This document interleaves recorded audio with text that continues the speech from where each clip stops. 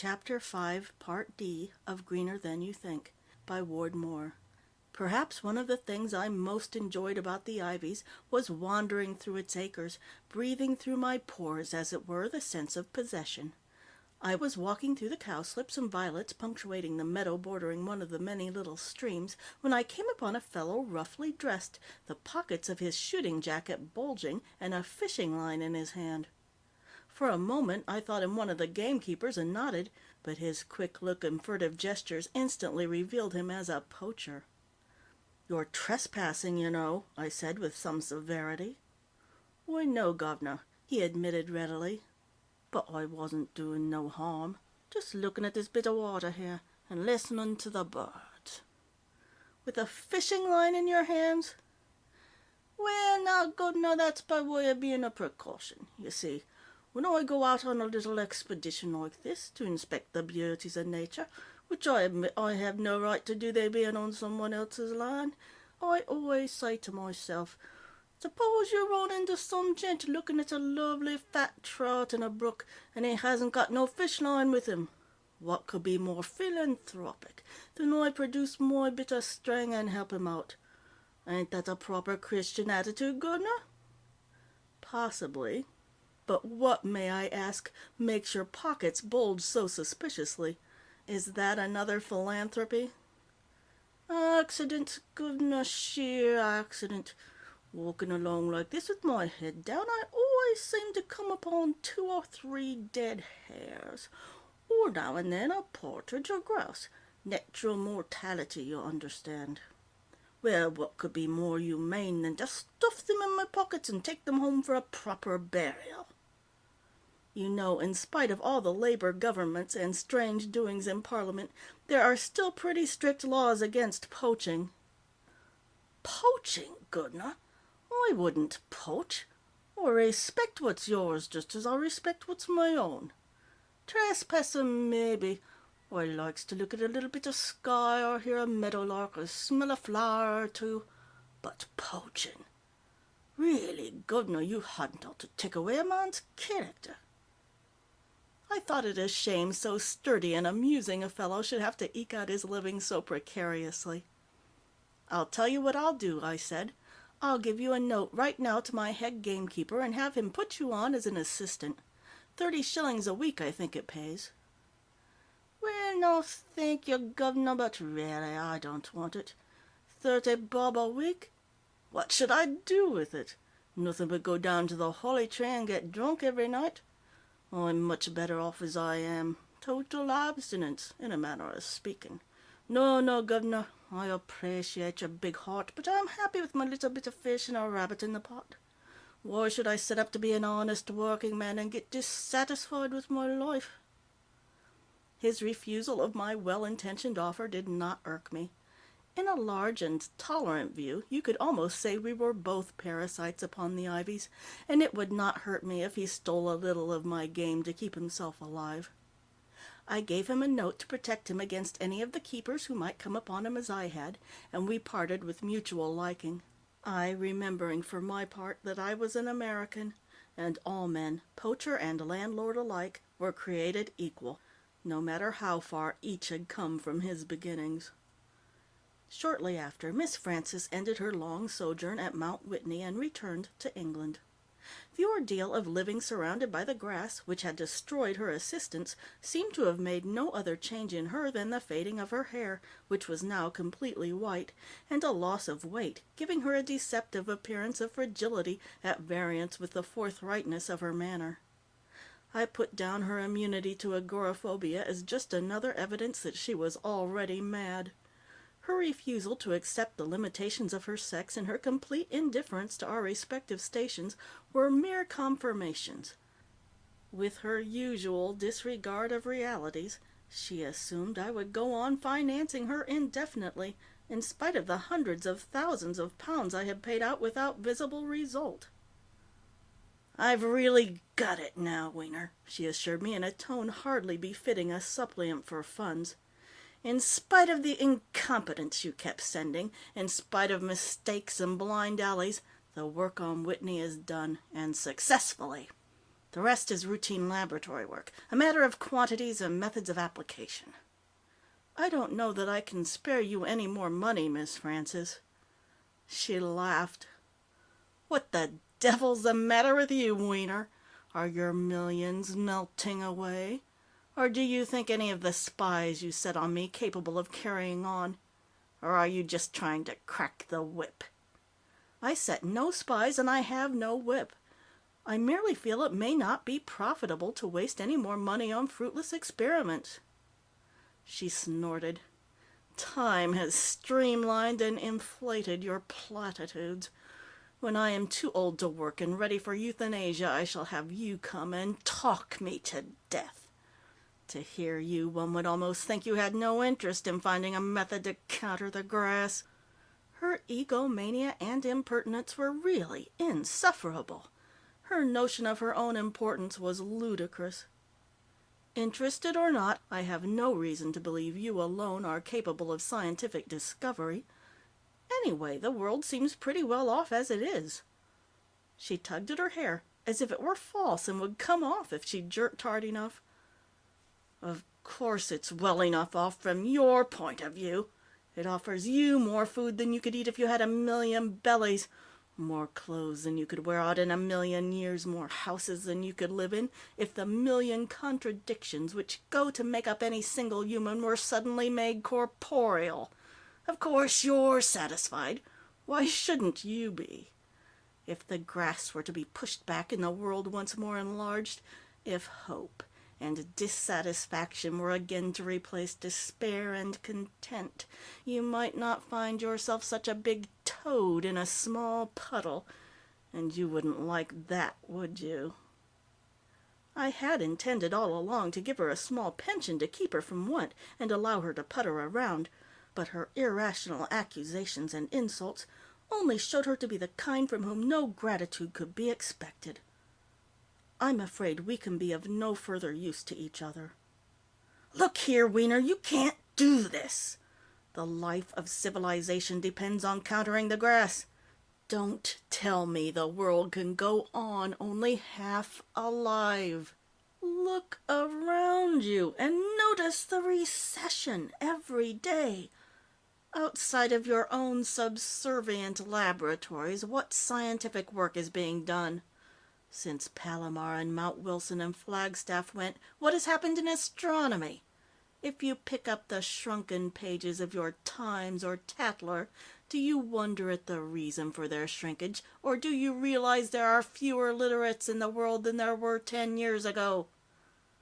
The Americas were upstart continents, weren't they? I'm not speaking sarcastically. My point is not a chauvinistic one, not even hemispherically prideful. And the old world, the womb of culture? But how much culture has that womb borne since the Americas disappeared? Without a doubt, there are exactly the same number of composers and painters, writers and sculptors alive on the 4 continents today as there were when there were 6, but in this drowsy half-world, how many books of importance are being produced? There are plenty of books already in existence. Besides, those things go by cycles. God, give me patience. This is the man who has humanity prostrate. Humanity seems quite content in the position you ascribe to it. Of course. Of course. That's the tragedy. It's content the same way a man who has just had his legs cut off is content. Suffering from shock and loss of blood, he enters a merciful coma from which he may never emerge. The legs do not write the books or think the thoughts, whether these activities wait for the cyclical moment or not, but the brain, dependent on the circulation of the blood and the well-being of the rest of the body for proper functioning. And who are you, little man, to stand in the way of assisting the patient? I shall not argue with you any further, Miss Francis. If mankind is really as subject to your efforts as your conceit leads you to believe, then I am sure you will find some way to continue them." "I'm sure I will," she said, and we left it at that. To say her accusations had been gravely unjust would be to defend myself where no defense is called for. I merely remark in passing that I gave orders to set aside a still greater fund toward finding a reagent against the grass, and to put those who had lately assisted Miss Francis in charge. I did this not because I swallowed her strained analogy about a sufferer with his legs cut off, but for purely practical reasons. The world was very well as it was, but an effective weapon against the grass might at last make possible the never-discarded vision of utilizing it beneficially. Meanwhile, life went on with a smoothness strange and gratifying to those of us born into a period of strife and restlessness. No more wars, strikes, riots, agitation for higher wages, or social experiments by wild-eyed fanatics. Those whose limitations laid out a career of toil performed their function with as much efficiency as one could expect, and we others who had risen and separated ourselves from the herd carried our responsibilities and accepted the rewards which went with them. The ships of the World Congress continued patrolling the coasts of the deserted continents, and restrictions were so far relaxed as to permit plane flights over the area to take motion pictures and confirm the grass had lost none of its vigor. Beyond this, the generality of mankind forgot the weed and the regions it covered, living geographically as though Columbus had never set foot from Palos. It was at this time a new philosophic idea was advanced, giving the lie to Miss Francis's dictum that no new thoughts were being thought, which was, briefly, that the grass was essentially a good thing in itself, that the world had not merely made the best of a bad situation, but had been brought to a beneficent condition through the loss of the Western Hemisphere. Mankind had desperately needed a break upon its heedless course, some instrumentality to limit it and bring it to realization of its proper province. The grass had acted as such an agent, and now, rightly chastised, man could go about his fit business. This concept gained almost immediate popular support, so far as it filtered down to the masses at all. Prominent schoolmen endorsed it wholeheartedly, statesmen gave it qualified approval, in principle, and the Pope issued an encyclical calling for a return of Christian resignation and submission. Hardly was the ink dry upon the expressions of thanksgiving for the punishment which had brought about a new and better frame of mind, than the philosophy was suddenly and dramatically tested by events. The island of Juan Fernandez, Robinson Crusoe's island, a peak pushed out of the waters of the Pacific 400 miles west of Chile, densely populated with refugees and a base for patrol boats, was overrun by the grass. It was an impossible happening. Every inhabitant had had personal experience of the grass and was fearfully alert against its appearance. The patrols covered the sea between it and the mainland constantly. The distance was too far for wind-borne seeds. The tenuous hypothesis that gulls had acted as carriers was accepted simply for want of a better. But the World Congress wasted no time looking backward. Although between Juan Fernandez and the next land westward the distance was 3 times greater than between it and South America, the Congress seized upon the only island to which it could possibly spread, Sala y Gomez, and made of it a veritable fortress against the grass. Not only did ships guard its waters by day and keep it brilliantly lit with their searchlights at night, but swift pursuit planes bristling with machine guns brought down every bird in flight within 1,000 miles. The island itself was sown with salt a half-mile thick after being mined with enough explosives to blow it into the sea. The world, or that portion of it which had not fully accepted all the implications of the doctrine of submission, watched eagerly. But the ships patrolled an empty sea. The searchlights reflected only the glittering saline crystals. The migrant birds never reached their destination. The outpost held, impregnable.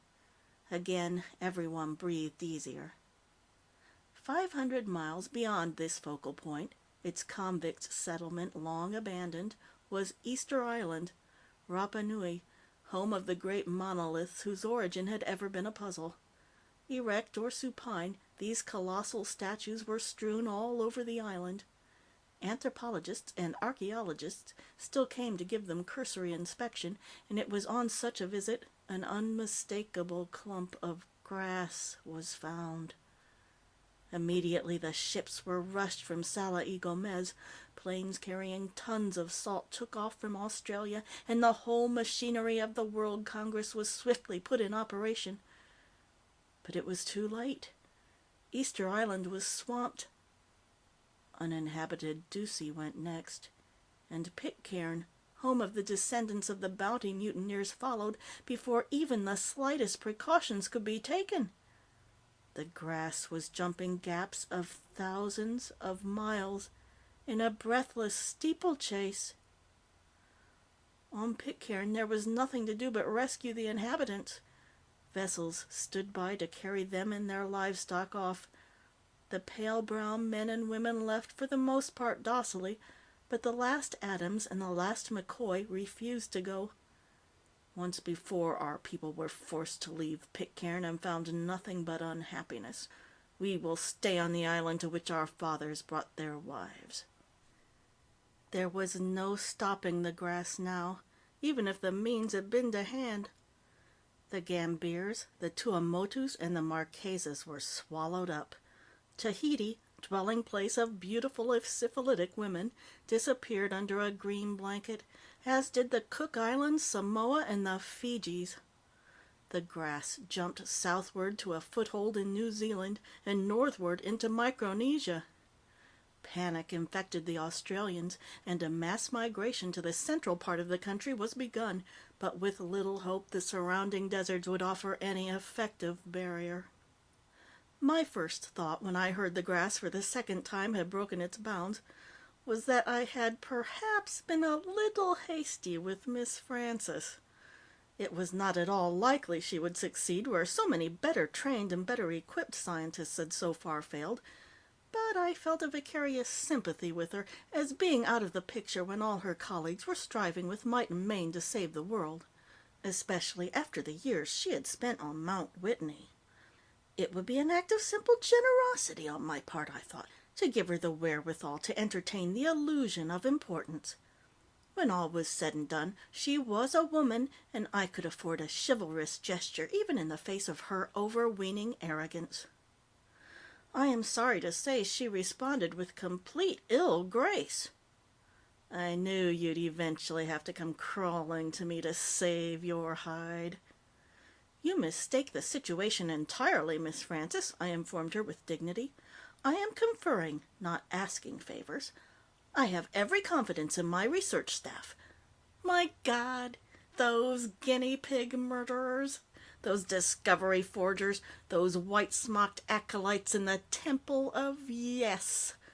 You value your life or your purse at exactly what they're worth if you expect those drugstore clerks to preserve them for you.